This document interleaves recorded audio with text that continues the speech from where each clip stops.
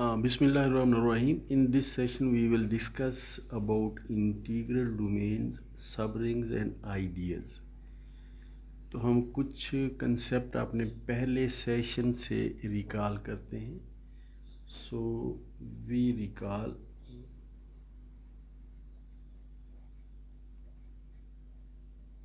few definitions from our previous sessions.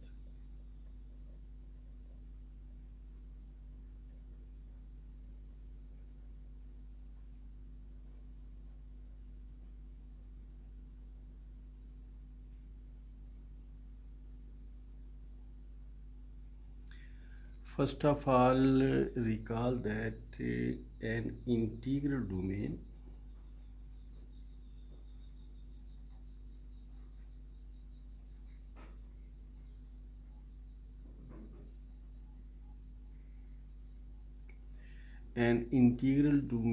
is a ring, or in fact a commutative ring, or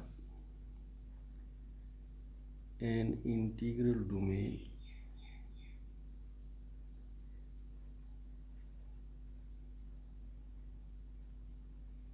is a commutative ring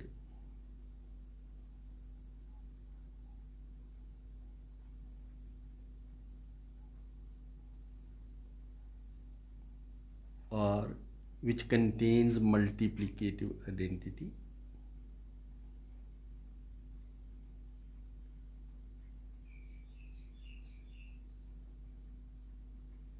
and this ring does not contain zero divisors.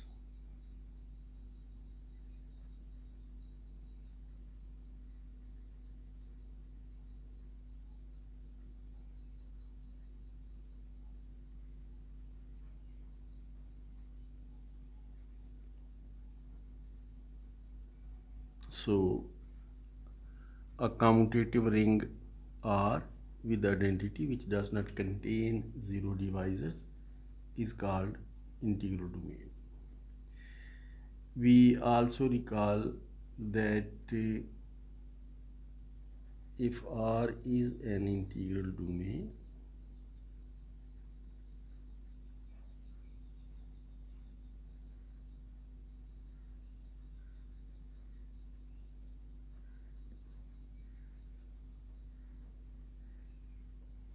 and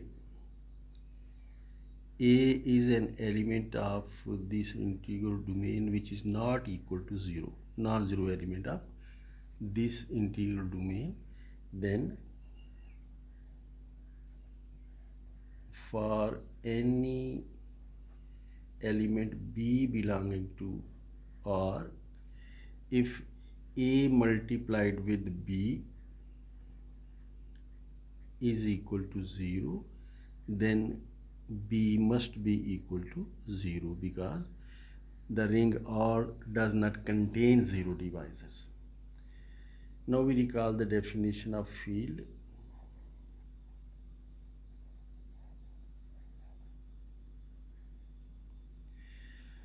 Field is a commutative ring with identity provided every non-zero element is a unit, has multiplicative inverse in fact.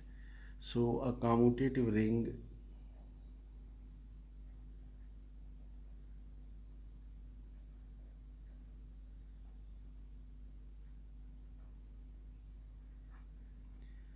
R with identity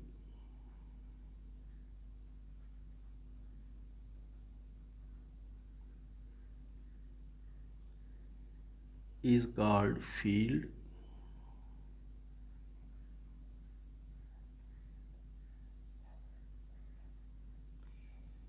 if every non-zero element of R is unit.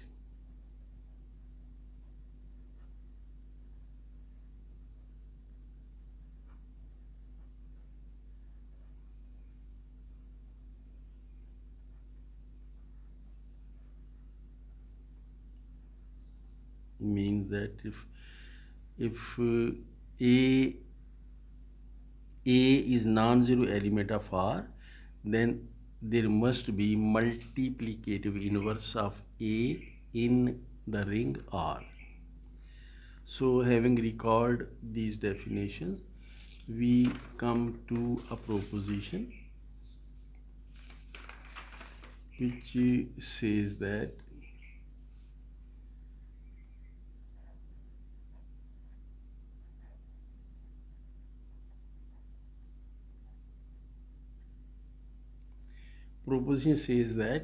a finite integral domain is field. A finite integral domain is field.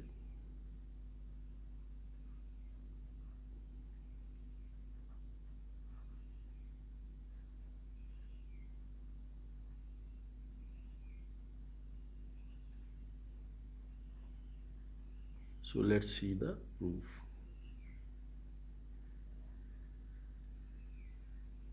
First of all, we note that since R is integral domain, therefore multiplicative identity element belongs to R.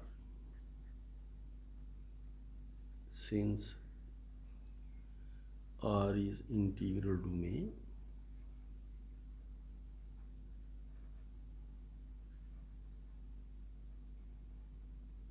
therefore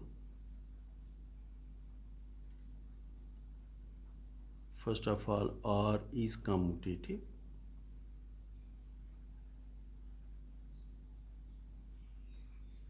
R is commutative ring, and secondly multiplicative identity belongs to the ring R. This is because R is integral domain. Now R is finite, so let R is equal to, suppose R contains these finite many elements x1,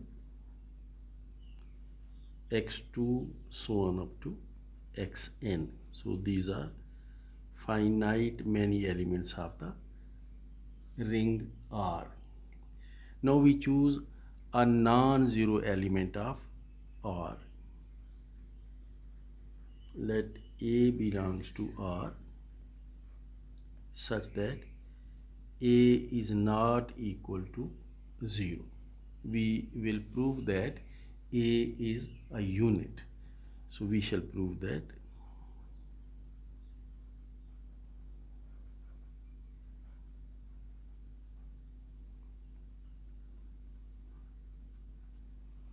A is a unit.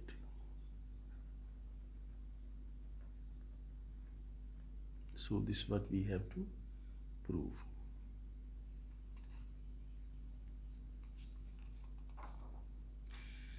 To prove this, we consider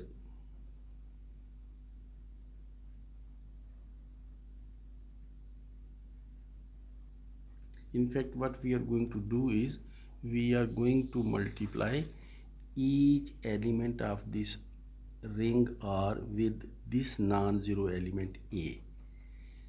So we are going to multiply each element of this ring R with this non-zero element of A. So AX1, AX2, so on up to AXN. And we denote this by AR since we have multiplied each element with A. So we write this resulting set as AR. So since A is an element of the ring R and R is closed under multiplication,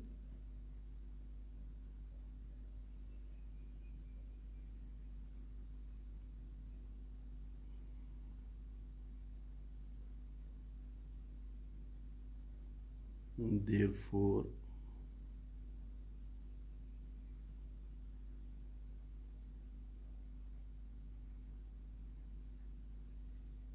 each of these elements AX1, AX2, so on up to AXN will belong to the ring R. Therefore, this particular set AR is subset of R.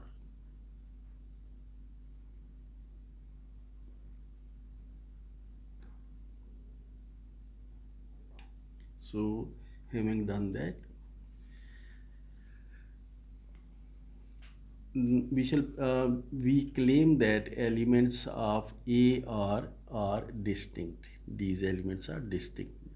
What we mean is that after having multiplied with A, these elements will remain distinct. No two elements will become equal to each other. So we claim that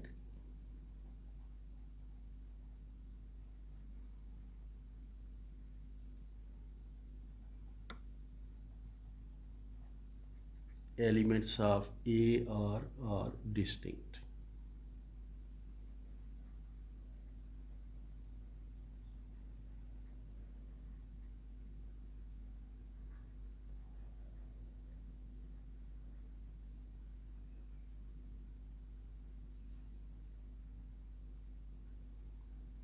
So let's have small proof for this.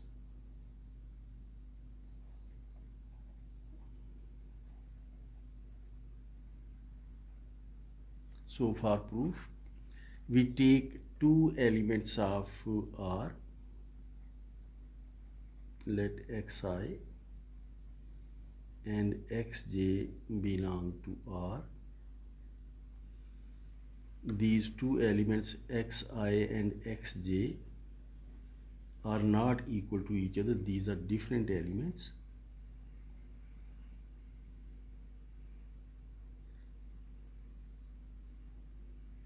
And suppose that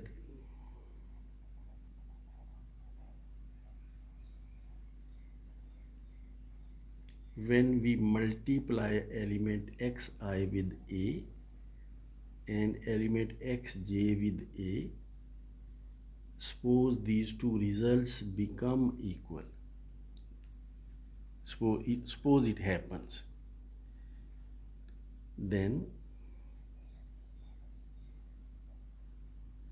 AXI minus AXJ is equal to 0, and therefore by using distributive law, A multiplied with xi minus xj is equal to 0. Now A is not equal to 0 and R is integral domain.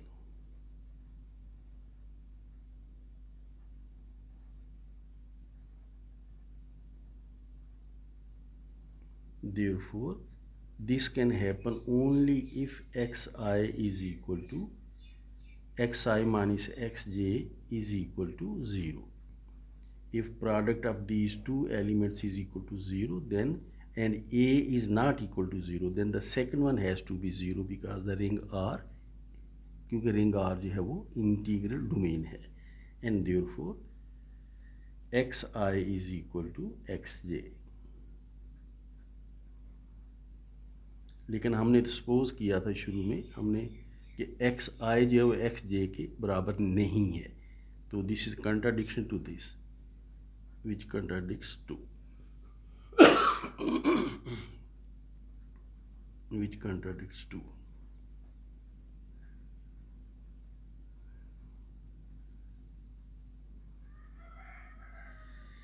and therefore our supposition is wrong. Therefore our supposition is wrong.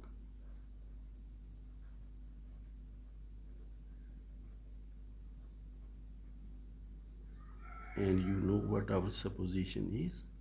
Our supposition was AXI is equal to AXJ. So therefore AXI is not equal to AXJ, and this means that AXI and AXJ are distinct. Therefore AXI and AXJ are distinct. These are distinct.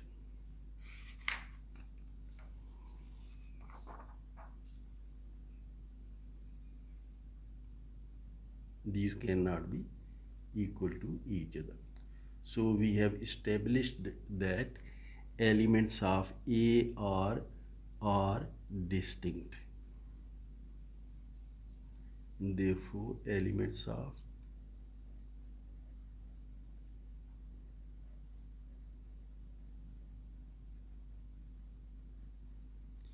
AR are distinct.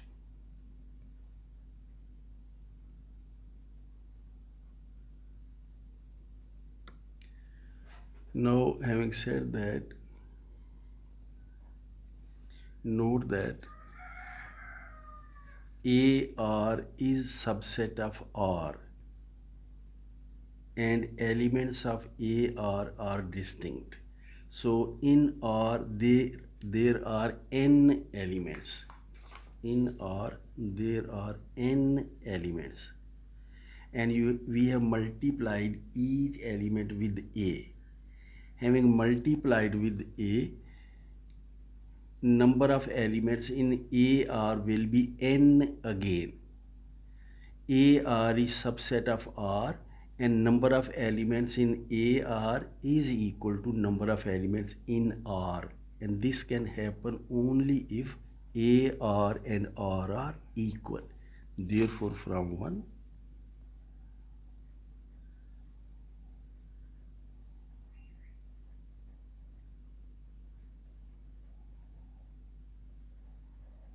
R and AR are equal, because AR is subset of R, and number of elements in R and AR are equal. R has as many elements are there in AR. This is possible only if R and AR are equal. So and therefore हम इस तरह से लिख लेते हैं कि what does this mean. R के elements तो ये थे x1, x2 so on up to xn, ये R के एलिमेंट थे, और AR के एलिमेंट्स ये थे AX1, AX2 so on up to AXN, और ये दोनों सेट्स इक्वल हैं. इसके एलिमेंट्स इसके अंदर, इसके सारे एलिमेंट जो है वो इसके अंदर हैं. So R is equal to AR. Now, having said that, note that we know that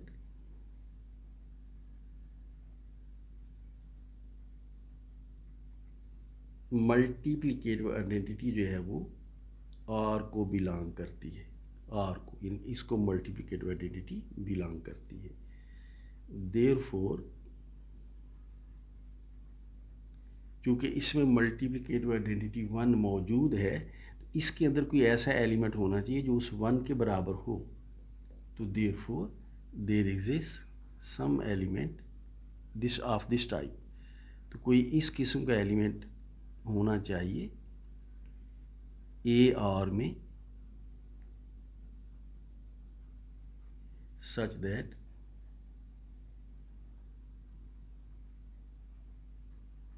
कि ये एलिमेंट जो है ये 1 यहाँ पर है, यहाँ एक ऐसा एलिमेंट होना चाहिए कि ये दोनों आपस में बराबर हों, क्योंकि ये दोनों आपस में बराबर हैं, such that 1 is equal to AXI. But R is commutative,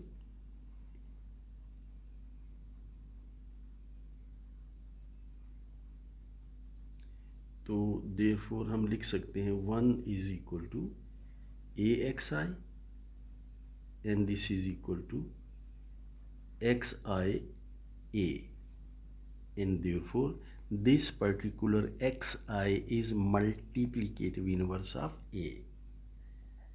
Therefore xi is multiplicative inverse of A.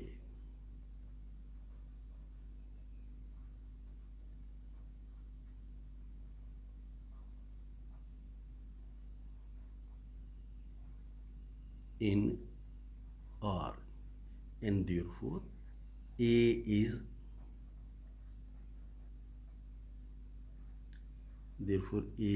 Unit. तो हमने ये चीज़ इस्टेब्लिश कर दी है कि हम कोई भी नॉन ज़ीरो एलिमेंट लें आर का तो वो यूनिट होगा। We have chosen non zero element of R, let A belong to R and A is not equal to 0. This is what we have chosen, and we have established that A is unit. Therefore every non-zero element of R is unit. Therefore we have proved that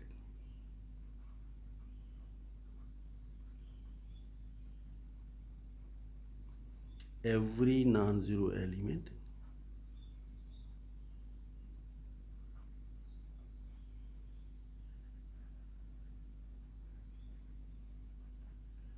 of R is unit, and the definition of field is a commutative ring R with identity is called field if every non-zero element of R is unit. We have established that every non-zero element of R is unit and R is commutative ring with identity. Let me recall it. And R is commutative ring with identity.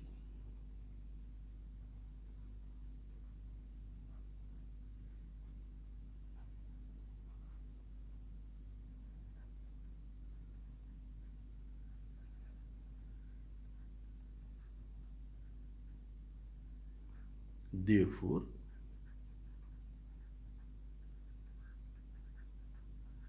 R is field.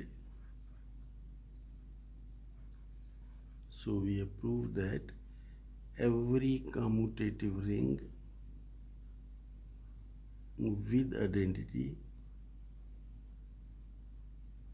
which is finite and does not contain zero divisors, that is, every finite integral domain is a field. So having done that,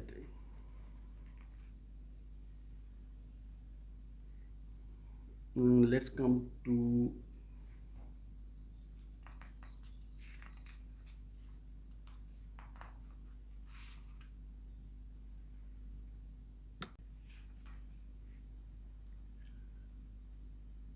let's note a very special thing. We know the rings of this type which I am going to write. हम इस किस्म के rings को जानते हैं. We know the rings Z6 which is 0, 1, 2, so on up to 5, and binary operations are addition modulo 6 and multiplication modulo 6, and we have also knowledge of Z7 which is 0, 1, 2, so on up to 6, and binary operations are addition modulo 7 and multiplication modulo 7. In fact, in general,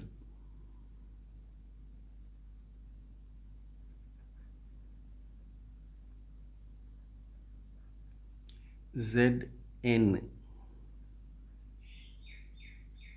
which is 0, 1, 2, so on up to n minus 1. This is a commutative ring with identity. This is a commutative a ring. In fact, we will take it as non-trivial ring, non-zero ring. So this is a commutative ring not equal to 0 with identity, with multiplicative identity.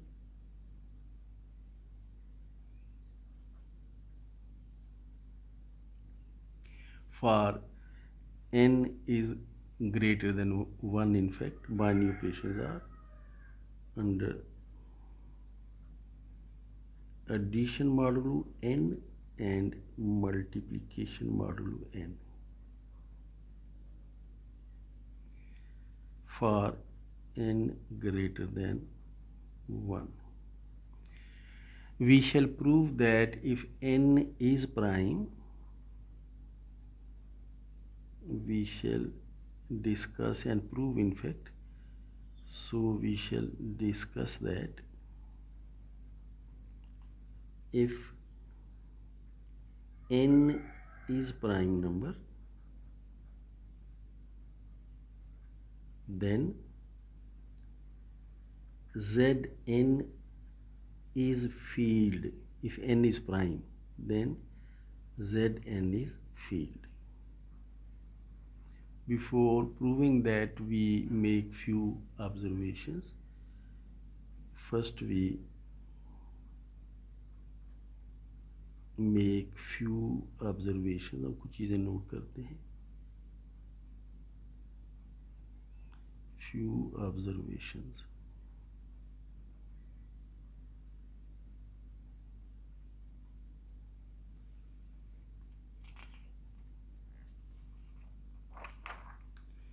And these observations are: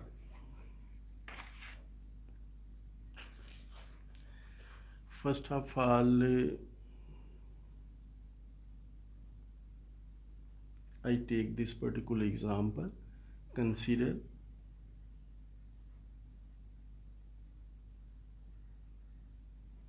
seven, which is an integer. 7 belongs to Z, and we note that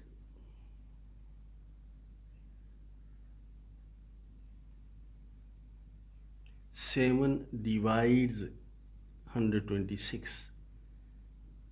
This is the symbol for divides.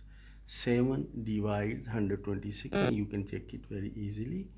And note that 126 is equal to 21 multiplied by 6. So 7 divides 126. 126 is equal to 21 multiplied by 6. So 7 divides 21 multiplied by 6. And ये बात फिर note कीजिए कि note that कि 7 जो है 21 और 6 के प्रोडक्ट को डिवाइड करता है. तो ये नोट कीजिए कि 7 जो है ये 21 को डिवाइड करता है, यानी इन दोनों में से किसी एक को 7 डिवाइड करता है. अगर ये इन दोनों के प्रोडक्ट को डिवाइड करता है तो इन दोनों में से किसी एक को डिवाइड करता है. सेकेंडली,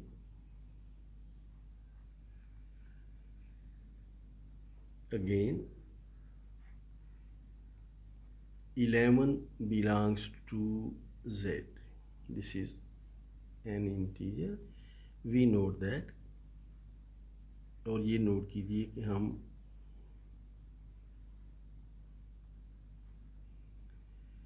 इलेवन जो है ये 88 को डिवाइड करता है.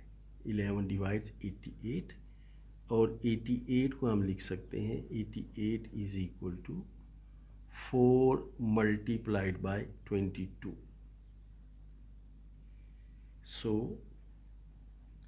11 divides 88 means 11 divides 4 multiplied by 22.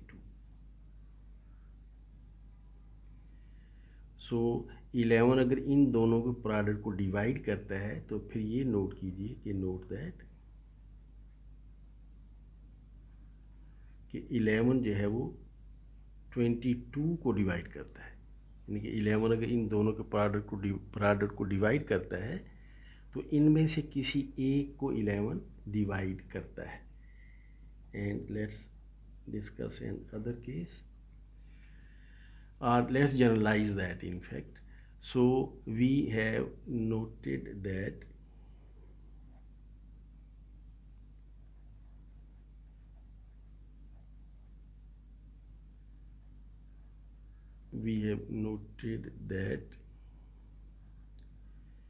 if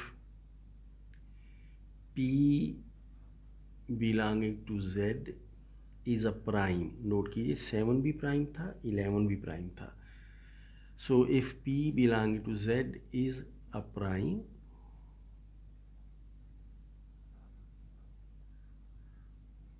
and P divides product of two integers A and B, then P इन दोनों में से किसी A को ज़रूर डिवाइड करेगा. देन P डिवाइड्स A और P डिवाइड्स B. नोट कीजिए इस केस में 7 21 और 6 के प्रोडक्ट को डिवाइड करता था, तो 7 21 को डिवाइड करता है. यहाँ 11 जो है 4 और 22 के प्रोडक्ट को डिवाइड करता है, तो ये 11 जो है 22 को डिवाइड करता है. तो अगर कोई प्राइम दो इंटीजर्स के प्रोडक्ट को डिवाइड करे तो उनमें से किसी एक को ज़रूर डिवाइड करेगा. Secondly, an element P is called prime if for any integers a b, P divides their product implies that P divides A or P divides B. In fact, we can generalize our observations and say that an element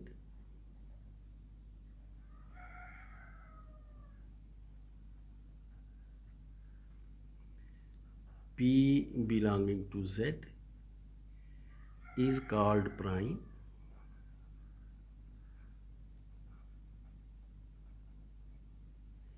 if for a B belonging to Z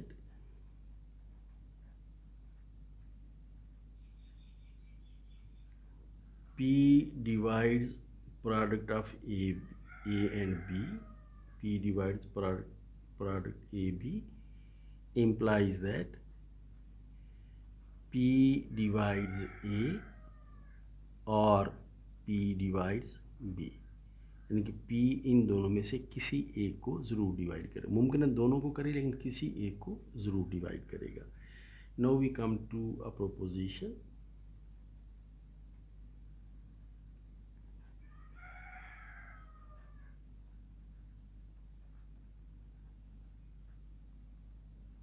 And proposition says that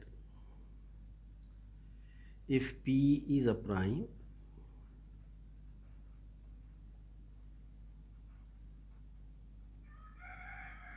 then ZP, you know what ZP is going to be.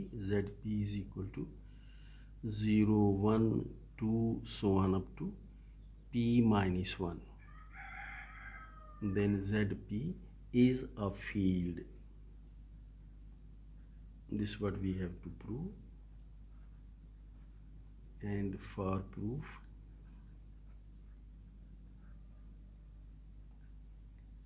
first of all, we note that ZP is finite. We note that ZP is finite.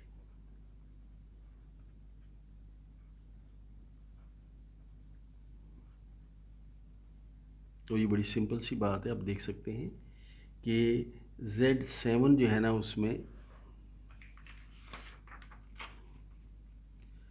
Z7 में 7 elements हैं. 0 से शुरू करें तो Z6 में 6 elements हैं. तो ZP is all, if P is an integer, in this case this is integer, in this case P is a prime. So if P is a prime, then ZP is a finite set. So first we note that ZP is finite. And secondly, we also know that Z is a commutative ring with identity, multiplicative identity. Further,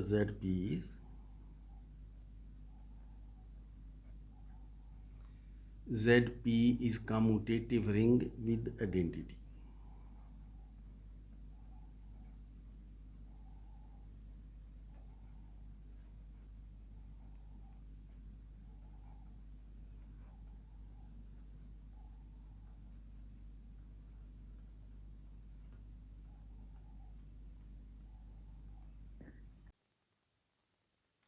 So we only have to prove that ZP does not contain zero divisors. So we only have to prove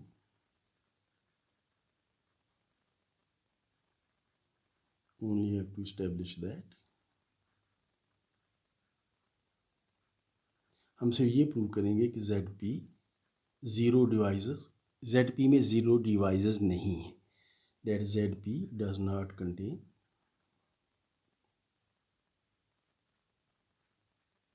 zero divisors.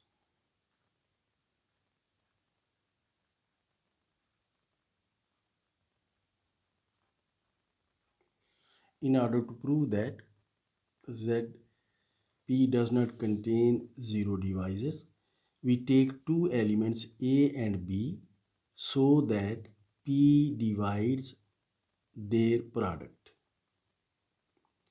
It means that we take two elements or two integers A and B so that their product is zero. Let me write it. Let AB belong to Z so that their product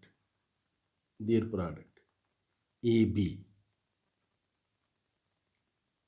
is equal to 0, means their product is congruent with 0 mod P. Suppose this is the case.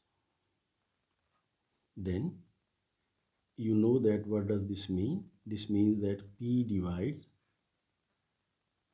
product of A and B. This is what congruence is. Interpret when we say in terms of dividing the integers.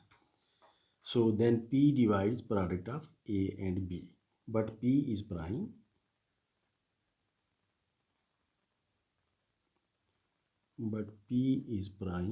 Therefore, as we have seen previously, therefore P divides A or P divides B, and therefore now if P divides A, then A is congruent with 0 mod P, or A is equal to 0. A is congruent with 0 mod P, or if P divides B, then B is congruent with 0 mod P. So we have proved that if product of A and B is 0, then either A is equal to 0 or B is equal to 0. And therefore, last time I told you that in order to see that a ring is integral domain, this is what we do.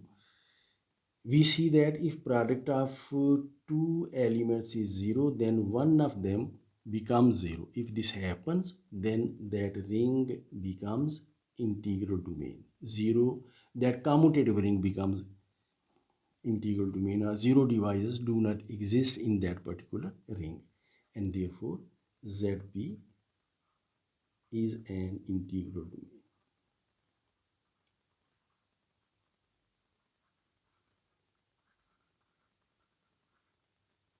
So let's conclude that we have noted that ZP is finite, ZP is commutative ring with identity, and ZP does not contain zero divisors. This sums up that ZP is an integral domain. Now ZP is finite and ZP is an integral domain, therefore ZP is a finite integral domain. Therefore ZP is a finite integral domain.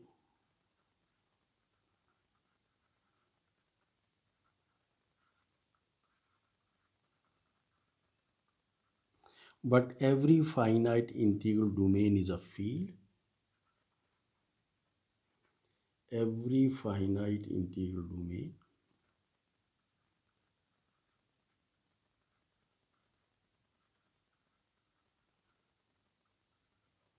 is a field. Therefore ZP is a field. So this completes the proof. Let's just note this thing. What we are saying is that a finite integral domain is a field.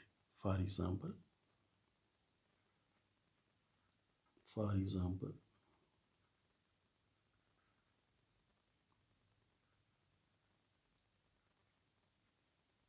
Z5, Z7, Z11, Z13, all these are finite and all these are integral domains. So these are integral domains. These are integral domains and are finite. Each one of these is finite. Therefore, each one of these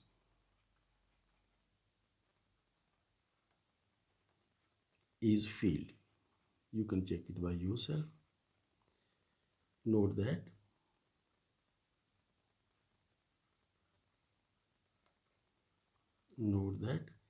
Z is an integral domain.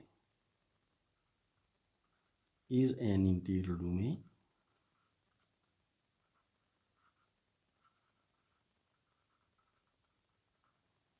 but is not a field.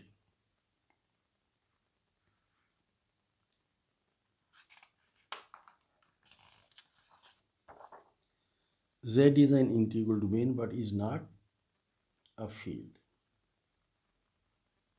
Why?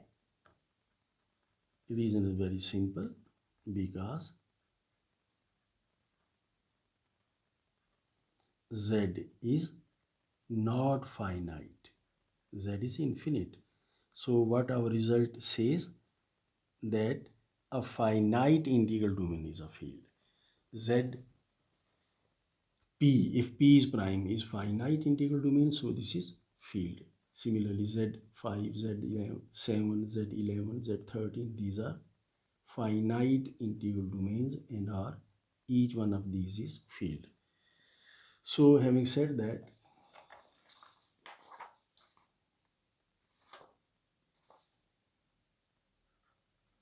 let's come to another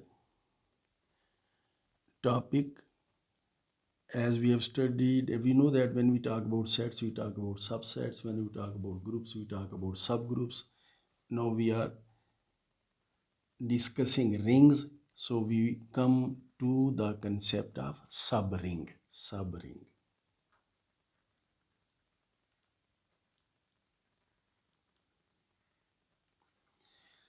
A subgroup is subset of the group which is group under induced binary operation. Under induced operations, in fact, what I should say. And similarly, a subring, let me define it properly. Let R be a ring.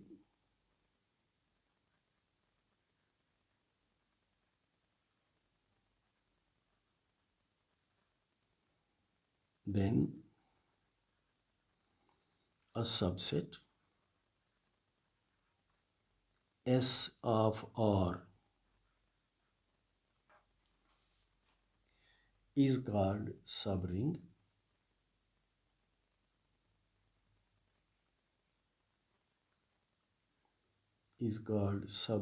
of R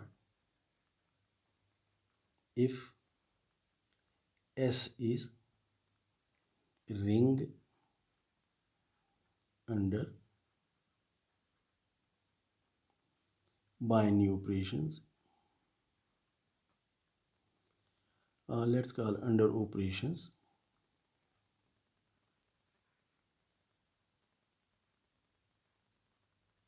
induced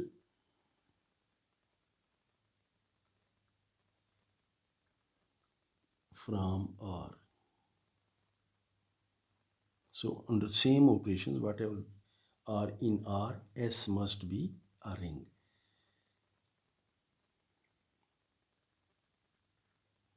What we mean is as follows. Let R be a ring.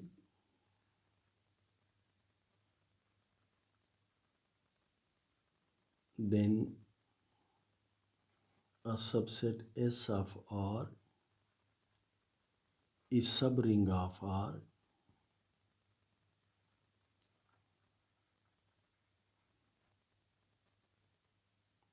if following are the conditions. If, first of all, S must be closed under addition and multiplication. What it means is that A plus B belong to S. For all AB belonging to S, S must be closed under addition. Secondly, A multiplied with B belong to S.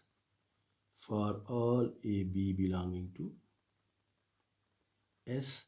And then number 3, 0 must belong to S. That is additive identity must belong to S. And then number 4, additive inverse of every element must belong to S for all A belonging to S. So these are the conditions for a subset of a ring to be a subring.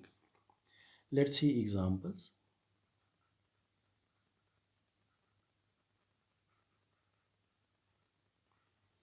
You can very easily see that Z is subring of or the ring of real numbers. Let me write here reals. Similarly, Q rationals is subring of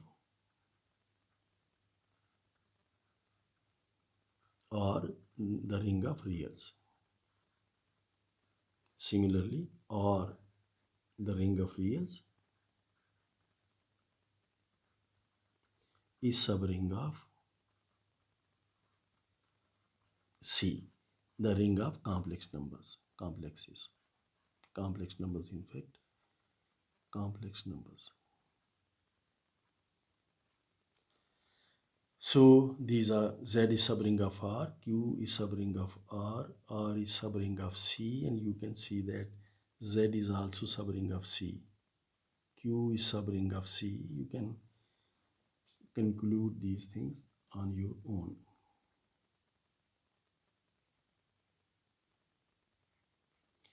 Consider this ring. Consider Z, the ring of integers, -3, -2, -1, 0, 1, 2, 3, and so on. Anyway, consider 2 times Z. 2 times Z. This is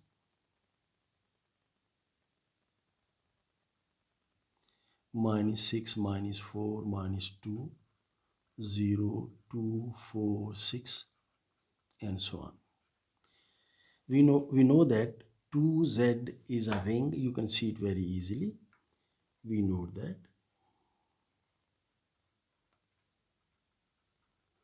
2Z is a ring as well. So 2Z is subring of Z.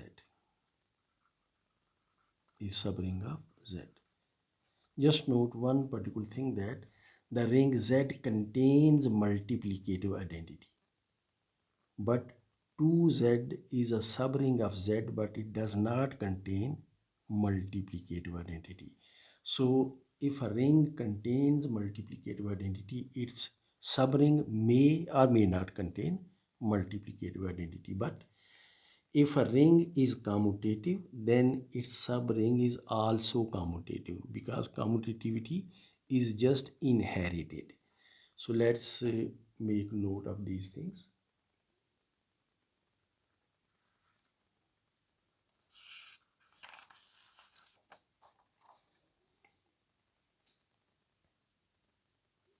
Note.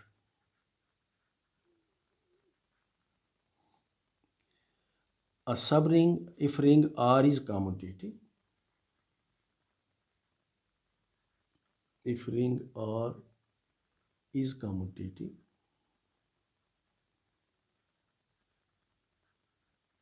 then its subring S is also commutative.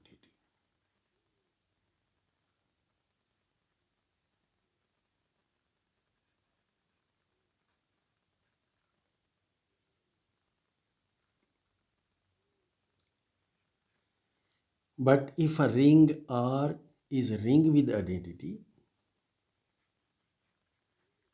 if a ring R is a ring with identity, with multiplicative identity, then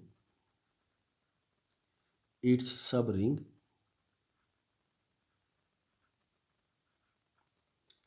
S may or may not, may or may not contain identity.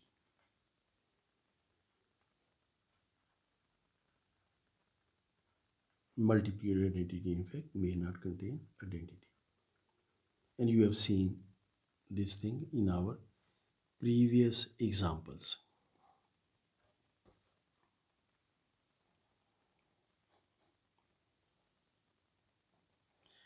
You can also further note that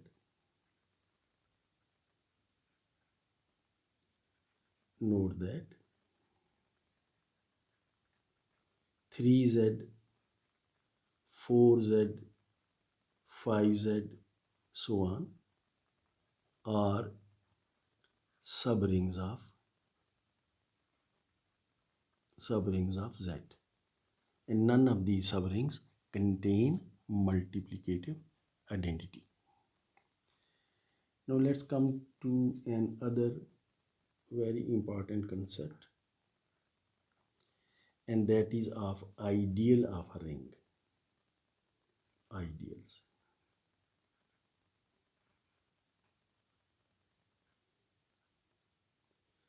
In fact, when we discuss ideals, we discuss left ideals,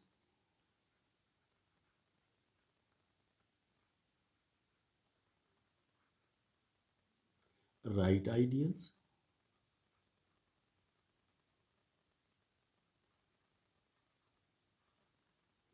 and two-sided ideals.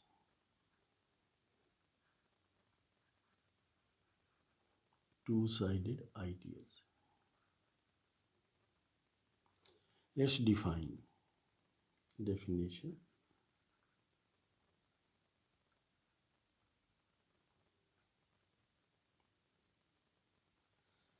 First of all, we define left ideal. Let R be a commutative. Let R be a ring, not necessarily commutative. Let R be a ring.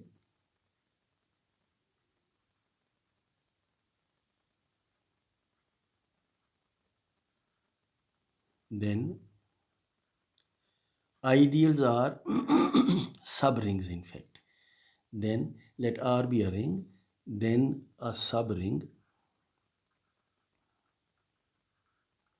we denote it by I. Then a subring I of R is called left ideal. We are going to define left ideal is called left ideal of R if there is only one condition, and that condition says that if we take an element of the ring R, this is the element of the ring R, and we take an element of this particular subring I, suppose that element is X. So R is element of the ring, X is element of the subring. We multiply these two with each other because both are elements of the ring R, so can be multiplied. So Rx, this should belong to the ideal I, the subring I, and this is for all R belonging to R and X belonging to I. देखिए हम इसे कहते हैं left ideal. वजह यह है कि हम रिंग के एलिमेंट्स के साथ सब रिंग के एलिमेंट्स को लेफ्ट हैंड साइड से मल्टीप्लाई करते हैं, रिंग के एलिमेंट्स लेफ्ट हैंड साइड पर हैं। इसी तरह से हम राइट आइडियल डिफाइन करते हैं। So let's see what the definition of right ideal. Let R be a ring,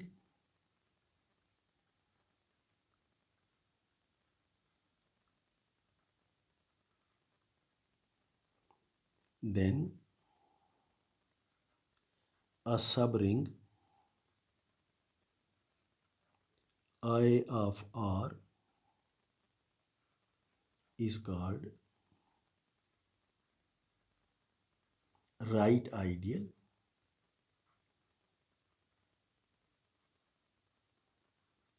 और आपको अंदाज़ा होगा कि हमने क्या लिखना है। Is called right ideal of R if, अब हम सिर्फ इतना करेंगे कि एक एलिमेंट रिंग का लेंगे, एक एलिमेंट सब रिंग का लेंगे, लेकिन रिंग के एलिमेंट को हम राइट हैंड साइड पर लिखेंगे, सब रिंग का एलिमेंट लेफ्ट हैंड साइड पर, रिंग का एलिमेंट राइट हैंड साइड पर। X r belong to I for all r belonging to R and x belonging to I. So this is definition of right ideal. Next we come to definition of two-sided ideal, और आप बड़ी आसानी से अंदाज़ा कर सकते हैं two sided ideal में, टू साइडेड आइडियल की डेफिनेशन में ये कंडीशन भी होल्ड करेगी और ये कंडीशन भी होल्ड करेगी। So let's define that. Let R be a ring,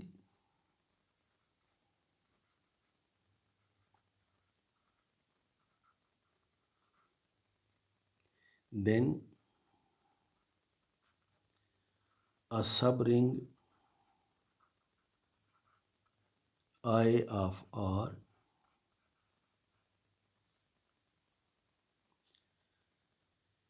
is called two-sided ideal,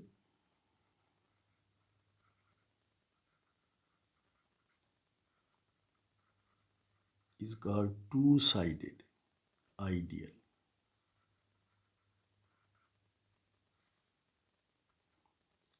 of R if condition का आपको अंदाज़ा है क्या होगी इस केस में।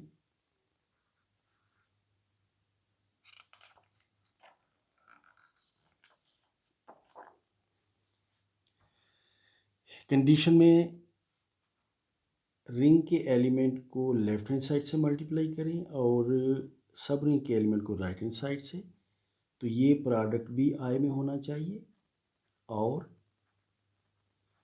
आप रिंग के एलिमेंट को राइट हैंड साइड से मल्टीप्लाई करें सब रिंग के एलिमेंट के साथ, तो ये एलिमेंट भी आई में होना चाहिए। This again for all r belonging to R and x belonging to I. So this is definition of left ideal. These are definitions of left ideal, right ideal and two-sided ideal. Let's come to examples.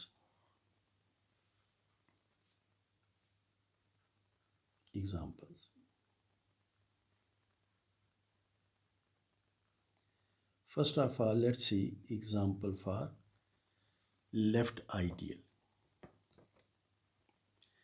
So For this example, I may not be able to write everything, but you can check it on your own. In fact, we are going to consider rings of square matrices. The simplest we can take is a ring of square matrices of order 2 by 2, of order 3 by 3, of order 4 by 4, of order 5 by 5, of order n by n, n cross n. And I think best choice would be ring of matrices of order 3 by 3. Entries from set of real numbers. It will be easier for us in order to understand the example. So consider, let's write it M3. M3 is equal to a ring of matrices A11, A12, A13, A21, A22, A23, A31, A32, A33, such that, let me simply write A's are real numbers, are real numbers.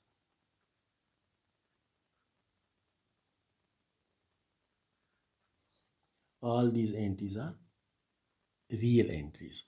So consider square matrices of order 3 by 3 with entries from set ring of real numbers or field of real numbers.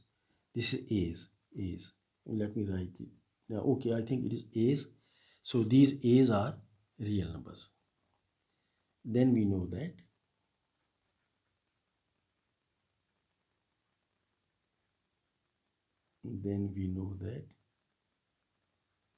M3 is ring.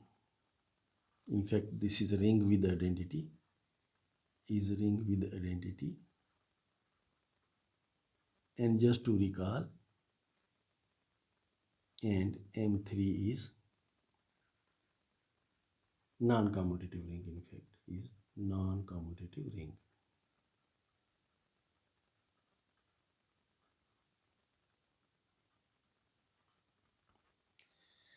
Now, consider this particular subset of M3. So consider this particular subset. Let's call it I.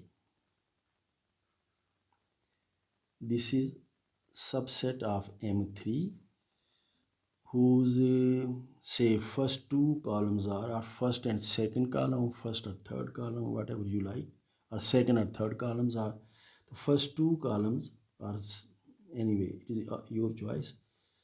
First column is 0, second column is 0, and third column may be or may not be 0.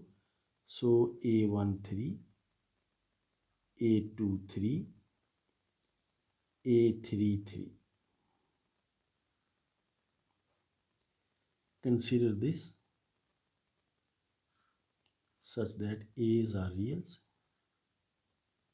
A's are real numbers. So consider this particular subset of M3. This is subset of M3. First of all, you can see it very easily that this is an abelian group under addition. Just note that this I is a subring, and you can check it very easily. So we know that we can easily check that.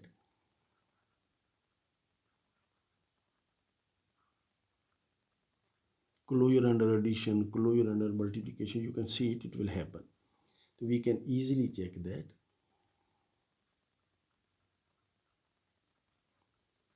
I is subring of, this is subring of M3, and you can check it on your own. Let's see the property of being ideal. This is in fact left ideal. We know that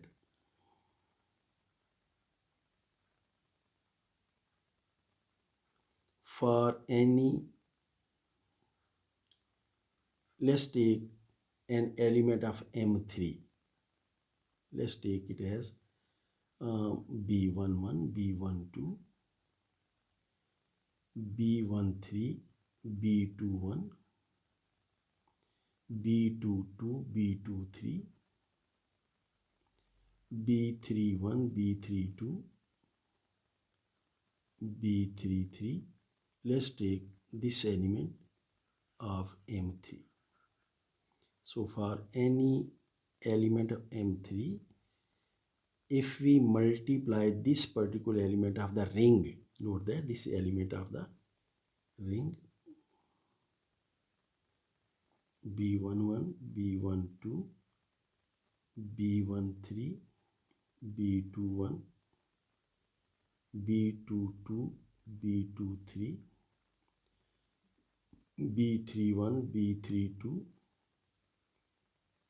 B33, we multiply this particular element of the ring M3 with some element of this subring I. Let's take this as element. So first two columns are 0,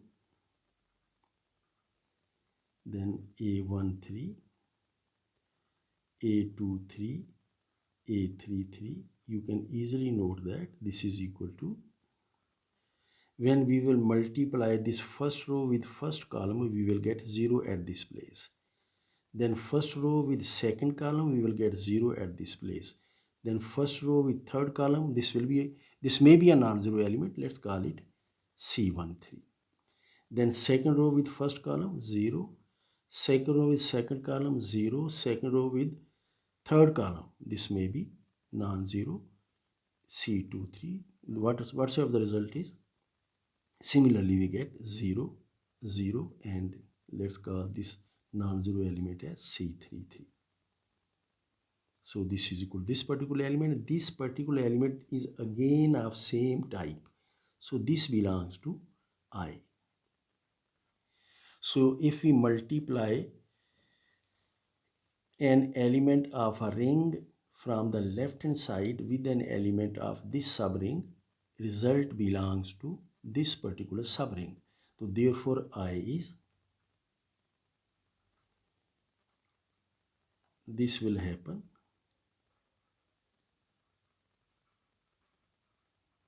with all such choices. Therefore this particular subring I is left ideal, because we are multiplying element of the ring from the left hand side with elements of the subring, is left ideal of M3, left ideal of M3. So let's come to another example.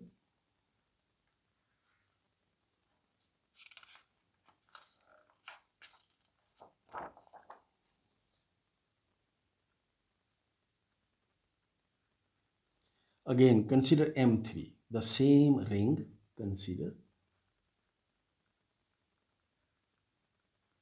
M3 as above, and consider, but in this case we are going to consider subset of M3. Let me write it with I again, because we do not have many symbols to represent our concepts. So consider I. Previously we took I the subring of those elements for which first two columns were 0. Now we take those matrices in which first two rows are 0 and third row may be 0, may not be 0. So A31, A32, A33, and let me write it. A's are real numbers. A's are real numbers.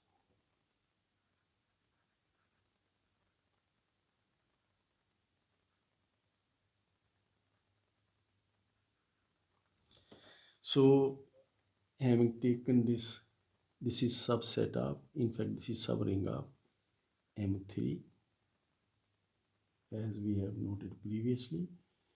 You can easily verify that. You can easily verify that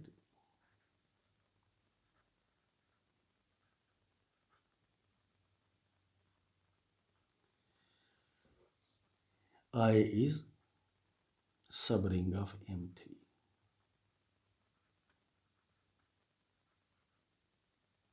And further,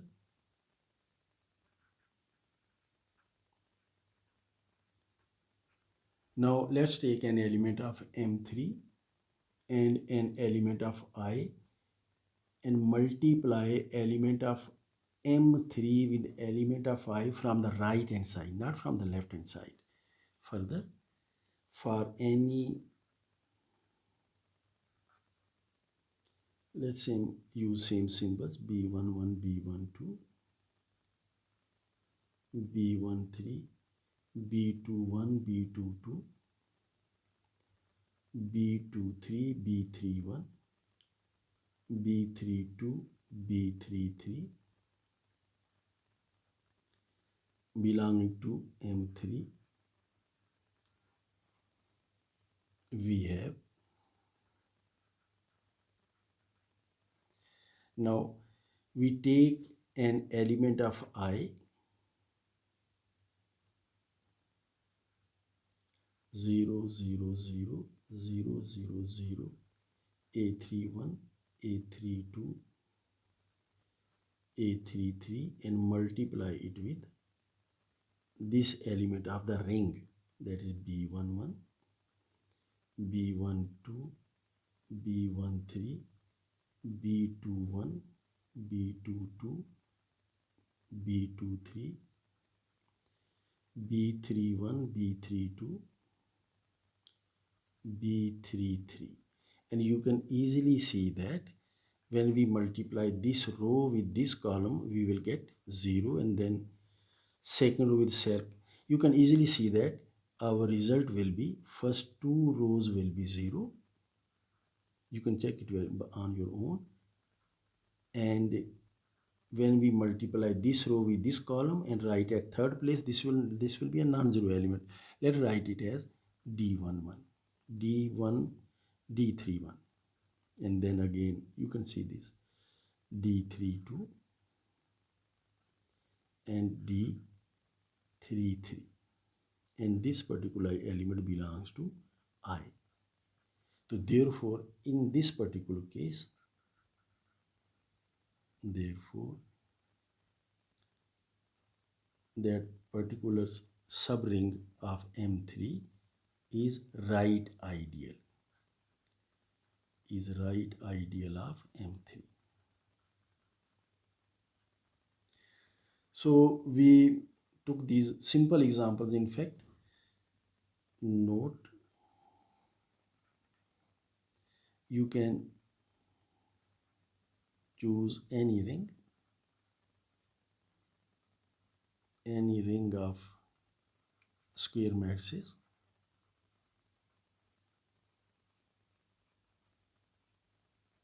Let's say Mn, where n is an integer, n belong to set of natural, not integer, where n belong to set of natural numbers. You can choose any ring of square matrices Mn where n is a natural number, and find left ideals and right ideals as above. You can take ring of Square matrix is of order 4 by 4, of order 5 by 5, of order 6 by 6, whatever. So like, so you can find a lot of examples of left ideals and right ideals.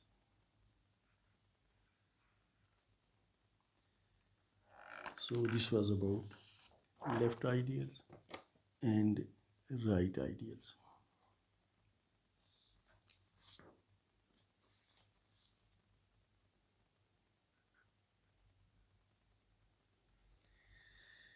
Let's have a very important observation.